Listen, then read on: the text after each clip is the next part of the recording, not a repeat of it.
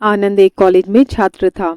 उसने एक डीलर के शोरूम में एक सुंदर स्पोर्ट कार देखी थी और वो लंबे समय से अपने लिए एक ऐसी ही कार चाहता था। आनंद जानता था कि उसके माता पिता इसे खरीदने के लिए सक्षम हैं। इसीलिए उसने उन्हें बताया कि उसे ये कार अपने ग्रेजुएशन कंप्लीट होने पर गिफ्ट के रूप में दें। देखते ही देखते वो दिन भी आ गया और पिता ने आनंद को अपने निजी कार्यालय में बुलाया। उन्होंने उससे कहा कि मुझे तुम्हारे जैसे अच्छे बेटे पर बहुत गर्व है। उन्होंने उसे बताया कि वह उससे कितना प्यार करते हैं और उसे एक प्यारा रैपर से लिपटा हुआ उपहार दिया। आनंद उस छोटे से गिफ्ट के डब्बे को देखकर निराशा महसूस करने लगा, लेकिन वह जानने के लिए उत्सुक था कि ऐसा क्या था उस बॉक्स में। इसलिए उसने बॉक्स तुरंत खोला और उसमें एक लाल कपड़े से लिपटी भगवत गीता देखी। आप इतने अमीर हैं और आप मुझे केवल एक गीता दे रहे हैं।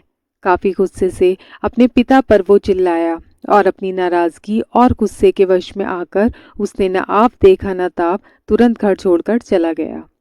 काफी साल बीत गए। आनंद अब एक सफल व्यवसायी बन गया था। वह अपने जीवन में खुश था। उसकी शादी हो चुकी थी और उसके 2 बच्चे थे। उनका परिवार एक सुंदर घर में रहता था, लेकिन उसके पिता के साथ टूटे रिश्ते के कारण उसकी आत्मा अभी भी आहत थी। आनंद अपने पिता का घर छोड़ने के बाद कभी उनसे मिलने नहीं गया था। आनंद को उस दिन के बाद अपने पिता को न मिलने का पछतावा हमेशा रहने वाला था, क्योंकि एक दिन उसे एक पत्र मिला जिसमें उसके पिता के निधन की खबर थी और साथ ही ये बताया गया था कि उन्होंने अपने जीवन भर की पूंजी वसीयतनामा के अनुसार अब आनंद के नाम कर दी है। अपने पिता की सारी संपत्ति उसे विरासत में मिल गई थी। अब आनंद अपने पिता के घर पहुंचा और कुछ महत्वपूर्ण कागज की तलाश करने लगा और गलती से उसे वही भगवत गीता का उपहार लिपटा हुआ मिला, जिसे देख उसे फिर उदासी का एहसास हुआ। उस गीता को उसने अच्छे से देखा तो उस पर अपने पिता की हैंडराइटिंग में कुछ लिखा पाया। उस पर लिखा था, मैं खुद को बेचकर भी हर सपना पूरा करूंगा तेरा, बस तू सपने जरा बड़े देखना। ये बोल रहा बाप, नहीं जिंदगी का सबसे पहला दोस्त तेरा।